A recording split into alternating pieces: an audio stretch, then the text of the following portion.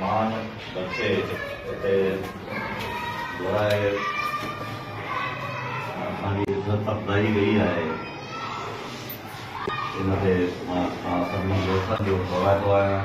सभिनी दोस्तनि जो शुक्रिया अदा कयां थो त तव्हांजी वॾी वॾी महिरबानी, तव्हांजे पुलिस जी, तव्हांजे सिक जी, तव्हांजे ख़ूब जी, तव्हांजी इन मोहबत जी, तव्हांजो तव्हांजे हिन मोहबत जो ज़िंदगी वारो मक़सदु ज़रूरु कयां। ज़िंदगीअ में जे लाहनि चाढ़नि में इंतिहाई तरस तजुर्बात मां गुज़रंदो रहियो आहियां, गुज़रंदो रहां थो।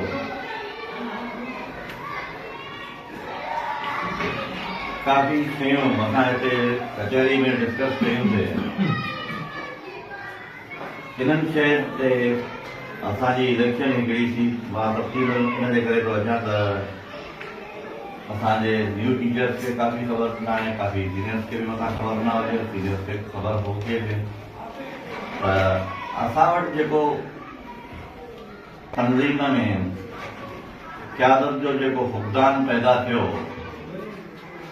2020 वारी इलेक्शन में, जंहिंमें अॼु ॾींहं ताईं प्राइमरी उस्ताद जेको हिकिड़े बंदि गली में जी रहियो आहे, जेएसपी 14 स्केल में अपॉइंटमेंट थे, पीएसपी भी 14 स्केल में अपॉइंटमेंट थे, JSP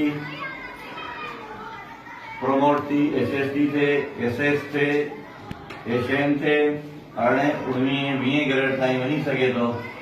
primary teacher time scale खां सवाइ हुनजो को बि तइयुन कोन्हे। को जेको नई भर्ती थी आहे, उन नई भर्ती जे लाइ बि टाइम स्केल जो को बि मुजरिल कानून या मुआविज़ थियल कानून कोई बि स्ट्रक्चर हिन वक़्त ताईं मुयसर न आहे।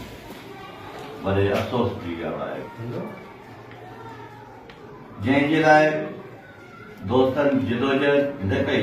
असीं हिकिड़ी प्लानिंग कई, जंहिं प्लानिंग तहत 7 जुलाई ते हिकिड़ी प्रोटेस्ट कराची में थी, जंहिंमें असांजे मरकज़ी सदर पोयां पेर कया, जंहिंमें तनज़ीम जो इमेज अॼु ॾींहं ताईं किरियो आहे, जेको बहाल उहो मोराल बहाल ई न थी सघियो आहे, जंहिंजो अॼु ॾींहं ताईं सॼी सिंध में उस्ताद लोड़े थो। बायोमेट्रिक जो जेको सिस्टम आहे, उहो डिस्ट्रिक्ट लेवल ते आणण या डायरेक्टरेट लेवल ते आणण जे लाइ बि कोशिशि हुई, जेको अॼु ॾींहं ताईं सेक्रेटरेट में अरबे रुपयनि जो हुन ते कारोबार हले पियो।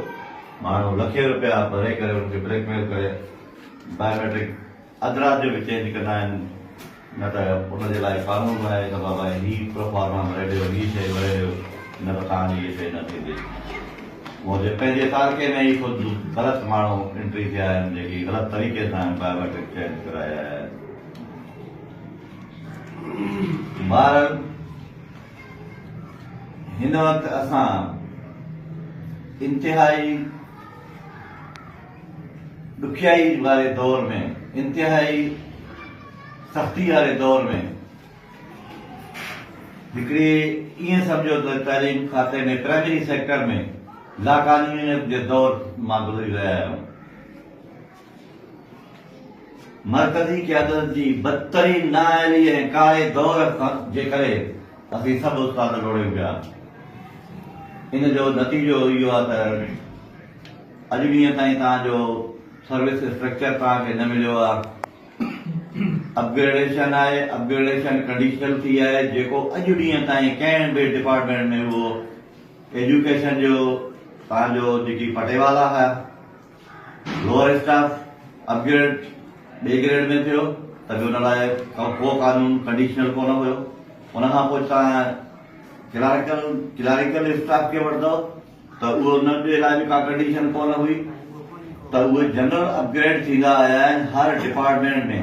असांजे लाइ कंडीशनल अपग्रेडेशन शुरू कई वई त कंडीशनल अपग्रेडेशन ते एक्सकंडर त न आहे, हीअ शइ त न आहे, इहो शइ त कोन्हे। त असांखे ज़हनी हिरासमेंट, ज़हनी तज़ब्ज़ुब, ज़हनी इज़्तिराबी कैफ़ियत खां गुज़रणो थो पए। उनजे बावजूद बि असां पंहिंजे इन फ़राइज़ खे अंजाम ॾियूं था। हिते त तव्हां शहर में अञा बि सही तरीक़े सां वेठा हो त जेकी मूंखे ॿाहिराड़ी में जेकी शिकायतूं आहिनि, जेकी ॿाहिराड़ीअ में उस्तादनि जे मसइलनि खे असां फेस करण जे लाइ जेकी असांखे महिनत करणी पवंदी आहे, त उते उन्हनि उस्तादनि सां जेतिरी विद्यार्थियूं उते उन्हनि खे फर्नीचर कोन्हे। जॾहिं त 80 करोड़ जो फर्नीचर हुयो, उहो फर्नीचर असांजे हिन डायरेक्टरेट मां किथे वियो, किॾे वियो?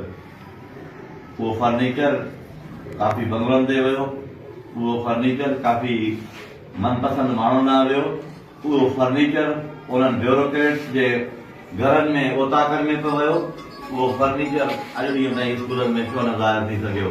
उनजो 1% बि उन्हनि जेको आहे सो स्कूलनि ॾांहुं न मोकिलियो आहे, जेको मिलियो बि।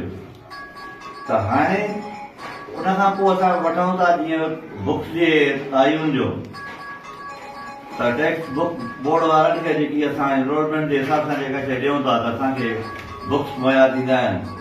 अजीब बदकिस्मती आहे त असां उन ॿार खे त हीअ असां वटि नालो आहे त बाबा तालीम करायो, सिंध आबाद कयो, सिंध वधायो, हीअ शइ कयो, फलाण कयो, तालीम करायो, त आख़िर असां छा हाफ़िज़ बणिजी थींदासीं छा जो असां ईअं माण्हुनि खे पढ़ाए सघंदासीं या जेका बि शइ थींदी?